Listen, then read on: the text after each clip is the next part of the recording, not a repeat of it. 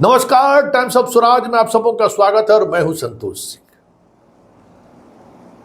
आज टीम मोदी भले ही गर्व से कह रहा है कि नेहरू के बाद इस देश में तीसरा ऐसा व्यक्ति है जो लगातार प्रधानमंत्री की कुर्सी पर बैठे हैं, तो वो नरेंद्र मोदी है।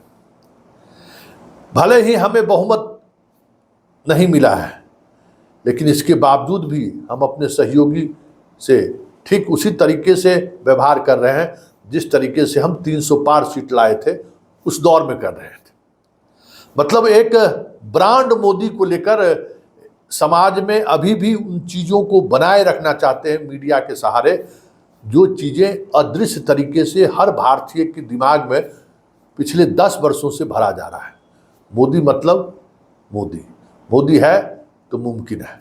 मोदी की गारंटी मतलब गारंटी के ऊपर गारंटी।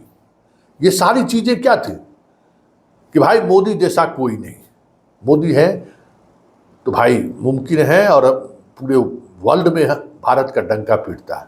मतलब जो कुछ भी है वो मोदी है। और आज भी उस प्रवृत्ति को बनाए रखने में मीडिया चारों तरफ से लगी हुई है। देखिए, जो मुख्य जो मंत्रालय है, किसी मंत्रालय को गठबंधन के साथियों को नहीं दिया, पूरी मजबूती के साथ उसी तरीके से अपने गठबंधन के साथियों के दबाव को उन्होंने नहीं झेला। वाजपेयी वाला सरकार नहीं है, ये मोदी की सरकार है। लेकिन हार हार होता है, उस हार की झलक तो चेहरे पर दिखी जाती है। एनडीए की बैठक से लेकर प्रधानमंत्री के शपथ ग्रहण समारोह तक वो भाव आप देख ही रहेंगे। लेकिन जो बदलाव हुआ है, देखिए, ये समझने की जरूरत है। दिखाने के लिए कि हम 56 इंची के सीना वाले हैं, क्या क्या दिखाएंगे, क्या बोलेंगे, वो अलग बात है। लेकिन कामकाज में, व्यवहार में जो बदलाव हो रहा है उसे समझने की जरूरत है। 400 पार के नारा जिसने भी दिया हो, उस नारा की वजह से जो मोदी को नुकसान हुआ, आज देखिए उन्होंने अपने ट्विटर हैंडल में संविधान को प्रणाम करते हुए तस्वीर लगा दी। कांग्रेस ने आज उस पर चुटकी भी लिया राहुल गांधी की। चलिए, इतनी सबक तो उन्हें सीखने का मौका मिला। जो बातें पहले नोटिस नहीं लेते थे, जिन बातों को तवज्जो नहीं देते थे, पिछले 4-5 दिनों के अंतराल में रिजल्ट आने के बाद देखिए मोदी में कितना बड़ा बदलाव आ रहा है। अब जो लोग लगा के रखे थे मोदी परिवार, अब हटा लीजिए। 400 पार के नारा का जो प्रभाव हुआ है सो देख ही रहे हैं। ट्विटर हैंडल पर लगा ही लिए अपना। वो कहने को बड़ी बड़ी बातें हुई, पहली कैबिनेट में क्या फैसला हुआ ये अभी तक सामने नहीं आया है। 100 दिन का क्या टास्क उन्होंने दिया है, मीडिया के सामने नहीं आया है, क्योंकि उस सदमे से अभी भी मोदी बाहर नहीं निकल पाए। किसानों के खाते में पैसे चला गया, ये कहा गया कि भाई आते ही बड़ा फैसला लिया है। लेकिन देश के मौजूदा जो समस्याएं हैं, जिन समस्याओं से दो चार होना पड़ा है मोदी को, रोजगार का मुद्दा हो, बेरोजगारी का मुद्दा हो, संविधान बदलने का मुद्दा हो, ये सारे ऐसे मुद्दे हैं जिन मुद्दों की वजह से 400 पार के नारे खिसक कर 240 पर आ गए।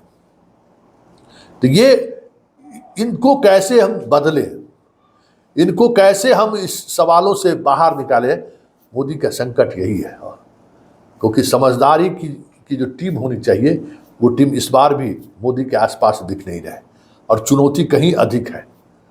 देश को उन चीज़ों से बाहर निकालना, रोजगार देना, रोजगार बहुत बड़ी समस्या हो, अग्निवीर को लेकर जो सवाल खड़े हो रहे हैं, तो ये ट्विटर का हैंडल बदलना, मोदी परिवार वाला हैशटैग को ख़त्म करना, और वाजपेयी गांधी के समाधि पर जाना,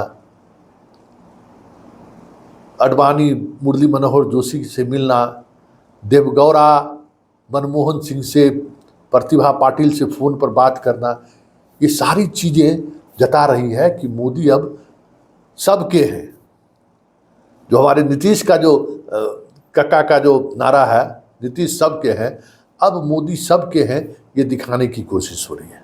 और ये हार का ही सिला है ना कि मोहन भागवत इनको इतनी नसीहत दे डाले। तो देखते रहिए मोदी कितने इंच सीने के साथ सत्ता में बने हुए हैं, ये तो दिख रहा है, लेकिन इस बार के जनमत की वजह से कितने दबाव में मोदी है ये देखने वाली बात होगी। और हर पल आपको वो दबाव महसूस होगा, क्योंकि जनता ने इनको जता दिया है कि हवाबाजी से काम चलने वाला नहीं है, काम करना होगा। और अयोध्या का रिजल्ट ने तो इन्हें ऐसा शर्मिंदा किया है कि इनके कार्यकर्ता भले वहाँ के लोगों को मुसलमान घोषित कर रहे हैं, कोई कुछ घोषित कर रहे हैं, लेकिन अयोध्या की हार से भी ये बाहर नहीं निकल पाए हैं। जिस राम जी को बुलाए हैं, कहाँ गया वो नारा, कहाँ वो गीत बज रहा है। यही डेमोक्रेसी है कि एक हार व्यक्ति के पूरे स्वभाव में कितना बदलाव ला देता है। नरेंद्र मोदी जैसे मजबूत 56 इंच वाले सीने के प्रधानमंत्री को देखने से महसूस किया जा सकता है।